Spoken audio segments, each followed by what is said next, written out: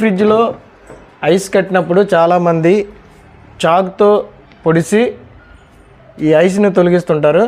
అలా చేయొద్దు.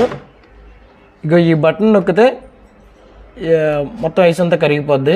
ఇక్కడ రాసి ఉంటుంది ఏ సీజన్లో సెట్టింగ్ ఎలా పెట్టుకోవాలనేది. ఏ సీజన్లో ఆ బటన్ పెట్టుకుంటే ఐస్ మనకు కట్టదు.